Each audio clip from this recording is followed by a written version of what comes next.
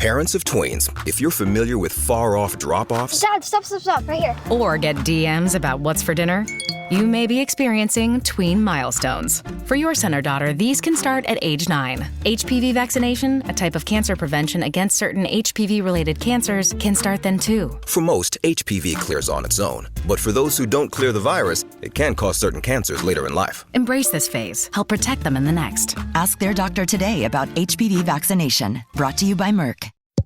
Mic check. 1, 2. Are we recording? Hi, I'm Michelle Bernstein, an award-winning chef, restaurateur, and mom. I have a lot on my plate, including my psoriatic arthritis symptoms. That's why I was prescribed Cosentyx. It helps me move better. Cosentyx secukinumab is prescribed for people 2 years of age and older with active psoriatic arthritis. Don't use if you're allergic to Cosentyx. Before starting, get checked for tuberculosis. An increased risk of infections and lowered ability to fight them may occur, like tuberculosis or other serious bacterial, fungal, or viral infections. Some were fatal. Tell your doctor if you have an infection or symptoms like fevers, sweats, chills, muscle aches, or cough, had a vaccine or plan to, or if inflammatory bowel disease symptoms develop or worsen. Serious allergic reactions and severe eczema-like skin reactions may occur. Learn more at 1-844-COSENTYX or Cosentyx.com. Ask your rheumatologist about Cosentyx. This week's throne speech had a particularly royal twist, with King Charles in Canada to deliver the breakdown of the government's agenda. The speech highlighted a number of issues, many relating to Canada's sovereignty, in the wake of annexation talk from U.S. President Donald Trump. I'm Dave Breckenridge, and this is 10-3. National Post politics reporter Catherine Levesque joins me to discuss what King Charles brought to the speech in terms of a message, what the main priorities of a Mark Carney government will be, and what we can expect from a short spring session of Parliament. Don't forget, you can find us on Apple Podcasts, Spotify, Google, Amazon Music. I'd love it if you could leave us a rating, a review, and tell your friends about the show. So, Catherine, on Monday we saw the first throne speech under the Mark Carney government, and there was a lot of pomp and circumstance around this, as the throne speech, instead of being delivered by the Governor General, was delivered by King Charles himself, who flew into Canada for a less than 24-hour stop in our country to open this session of Parliament. And so I guess before we kind of get into what the focus of the throne speech is, which, setting out the government's agenda, I just want to touch a little bit about King Charles and his appearance here. What was the government trying to signal, asking the king to come to deliver this throne speech, as opposed to having Governor General Mary Simon deliver it? Absolutely. Well, I think it was historical, but it was also a very clear message to U.S. President Donald Trump, clearly showing that King Charles III is our head of state, that we are a sovereign country, and that he is a very big symbol of that. And, kind of showing that, we are not for sale. And I think that was really the goal of this visit, but also him, opening Canada's parliament and, delivering this throne speech, but also delivering this message, and I'm sure we'll get into it, that really, in his words, saying that Canada is really a separate country and will never, ever be annexed to the United States. Yeah, and typically with the throne speech, on top of getting a breakdown, a sense of what the government may do in a legislative session, we get a bit of some kind of message or a preamble from, usually it's the vice regal who's delivering this message. But in this case, again, it was King Charles himself. And we got to hear a little bit of a message from him. And what did he offer to the politicians who were assembled, but also to the Canadians who were listening? And I assume people elsewhere in the world. As we said, it's a rare event for our head of state to actually come and deliver the throne speech. So I assume this was also viewed and listened to by people in other countries. Oh, absolutely. I think it received coverage, frankly, all over the world, and was certainly noticed. So King Charles actually had two little messages. It seems like he had an introduction. He also had a conclusion that was probably of his making. In the introduction, I think it was warm words of, thanks for the warm welcome that he received in Canada.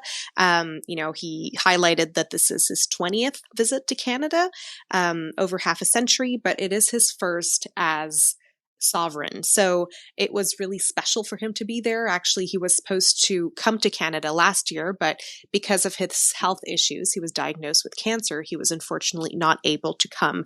And, he had a very nice message in the introduction saying, and I quote, "Every time I come to Canada, a little more of Canada seeps into my bloodstream and from there straight to my heart." So, it was really a way of saying that Canada is extremely special to him.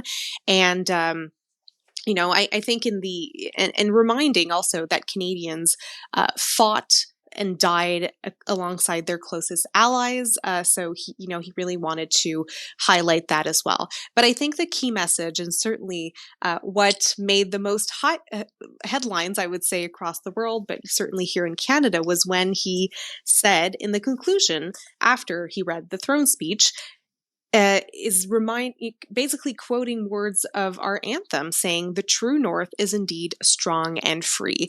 And that was a very elegant way, I think, of reminding the U.S., but also everyone across the entire world, saying, look, Canada is a proud country, a proud nation, and is not for sale. So that was his very distinguished way of reminding everyone of that. And as for the speech itself, once we got past the king's preamble and his heartfelt message about Canada and the relationship between him and our country, looking at the government's agenda itself, I felt there were some kind of overarching themes or some areas that the government felt important to highlight. And so looking at the speech as a whole, what will be the main priorities for this government? Right. So there are a few priorities. And frankly, I don't think there were a lot of surprises in this throne speech. I mean, Prime Minister Mark Carney has been remarkably consistent with all of his messaging when he, from the time he was running for Liberal leader to the election and now in this throne speech. So, it's, first of all, it's about defending Canada's sovereignty. I think he was very clear in this throne speech. It's also about, building more and building better. So certainly, get kiboshing internal trade barriers. I mean, that's something that is certainly, to create one Canadian economy, that is certainly something that is a high priority for him. He also talked about legislative priorities. This middle class tax cut, which is set to be actually tabled this week, but also cutting the GST off of new homes. That is something that came up, but he also went into defense spending, promising that Canada would spend more on defense to really, defend our country, spend more in the Arctic, for instance, build more housing, make sure that we use Canadian technology, Canadian lumber. And, he also went into more detail about what he plans to do on bail reform. That is something that came a little bit as a surprise a few days back.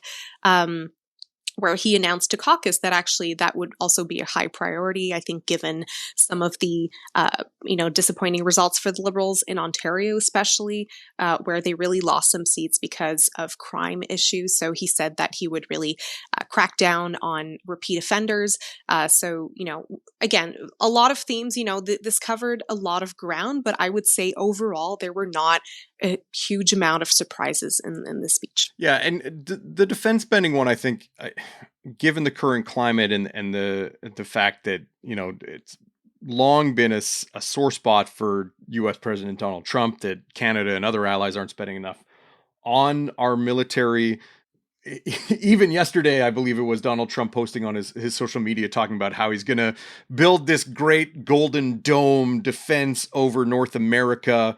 And, if Canada wants to be a part of it, it'll cost us like $80 billion unless we join the United States, and then it will cost zero. I think he's forgetting how taxes work, and it would still cost us regardless. Anyway, what is the Carney government looking to do when it comes to defense spending? Is it more equipment? Are there any deals that are being looked at? I noticed there was some mention of of European defense, and how does Canada fit into that? Right. So I think the goal is to reduce Canada's dependency on the U.S. for weapons and munitions. So that was actually a little surprise in this throne speech. The fact that he said that Canada would be part of Rearm Europe, which is basically a major European defense procurement pact.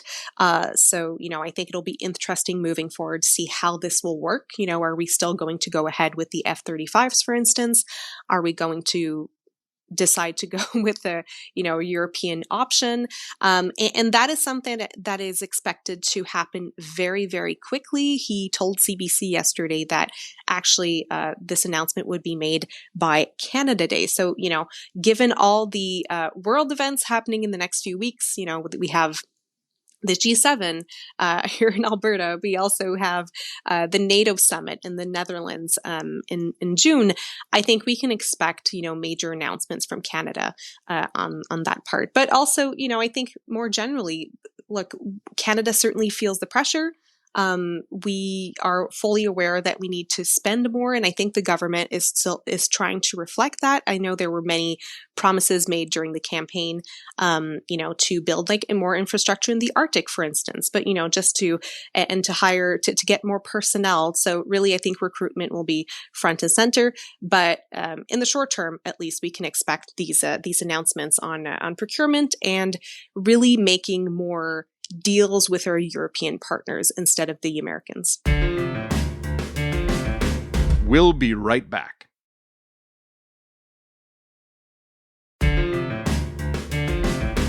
Following on some messaging that we got from Mark Carney during the election campaign, there was mention in the throne speech about Canadian unity, and that involves, in trade, that involves approvals on projects, that involves trying to create a stronger economy for Canada. Do we get a sense of how Carney may make some of those things happen?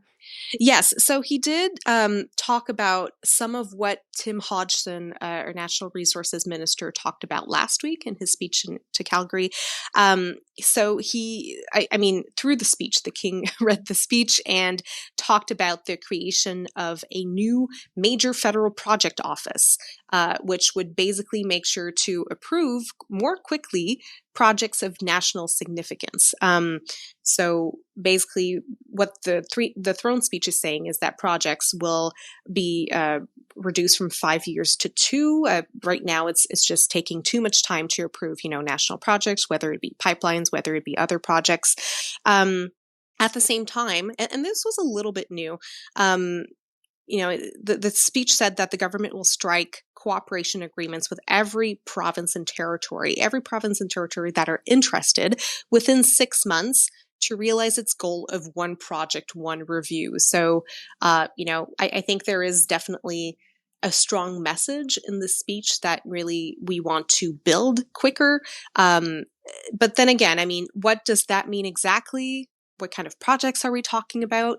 This isn't very clear, but I think there is certainly this is going to be part of the conversations that Prime Minister Carney is going to be having with all of the premiers in Saskatoon in just a few days. So what do those projects look like? What I thought was kind of interesting is that when he was pressed on this in an interview with CBC, he said, well, this, we're not talking just about pipelines, we're talking about something else. And he was kind of seemed a little bit annoyed with this insistence on pipelines. So I think there will be a lot of questions about what this means for the country, where these projects could be, what they could look like, and which provinces they could benefit. And I know Premier Danielle Smith will be very interested in that part, I'm sure. And as you said, there wasn't a lot new from the election campaign. Was there anything that kind of caught your eye as a hint of what we might see over the next couple of weeks, where we have a short sitting of Parliament before a summer break? Do we get a sense of what will be the main priority in this short window? Yes. Well, like you said, there is a lot of time.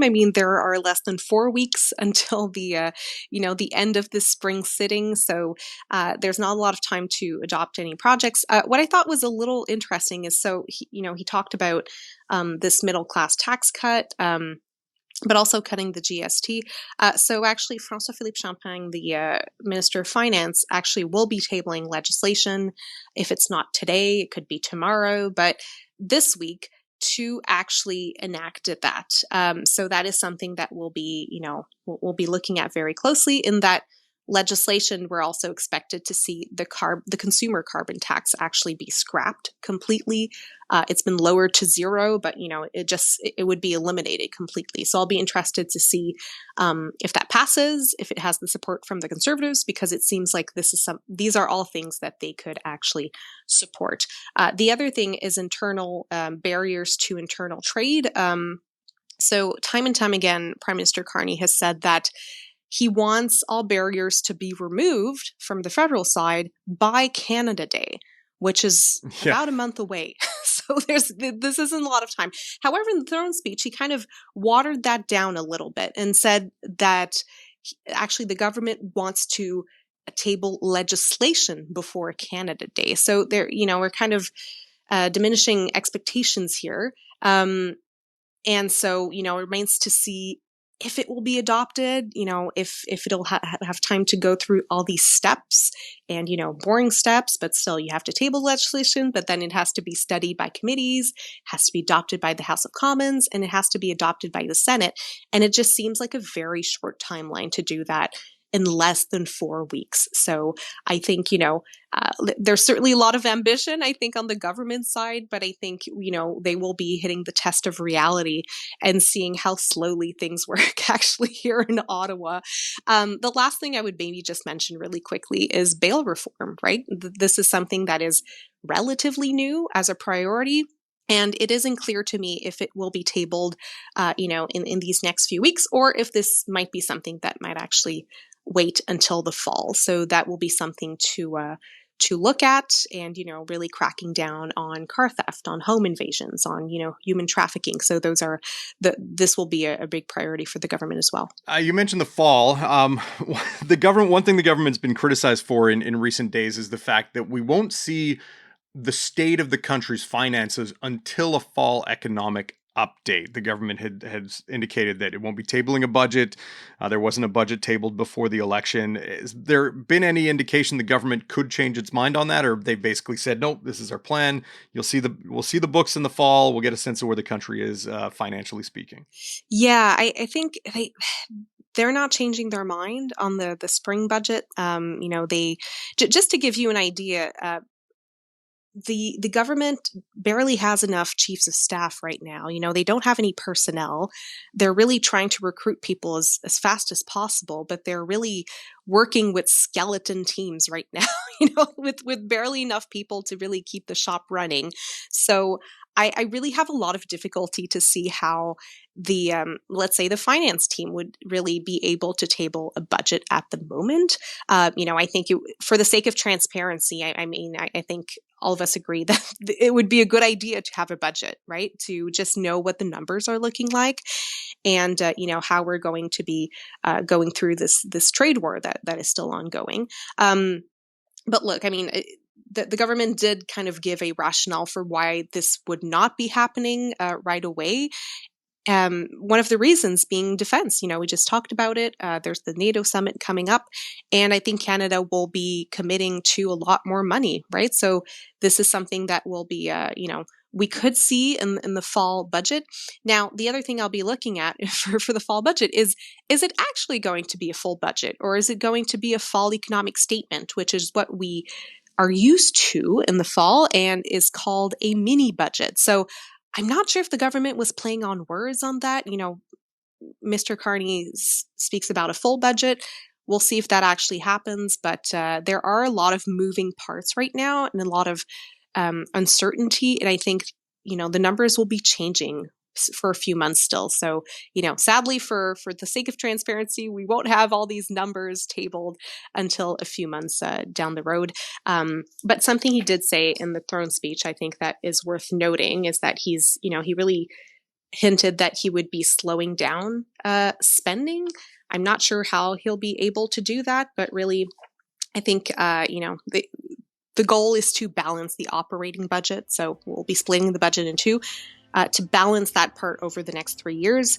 And that, that means cutting waste, capping the public service, deploying technology and AI to improve productivity within the public sector. So I think this will have very real consequences for especially here in Ottawa. Excellent. And yeah, it's a busy time in Ottawa right now. As you mentioned, NATO meetings, the G7 meeting coming up, plus a session of Parliament. Catherine, thanks for your time. Thank you so much. 10-3 is produced by Sean Knox. Theme music by Bryce Hall. Thanks to my guest, Catherine Levesque. More from her at nationalpost.com. I'm Dave Breckenridge. Thanks for listening.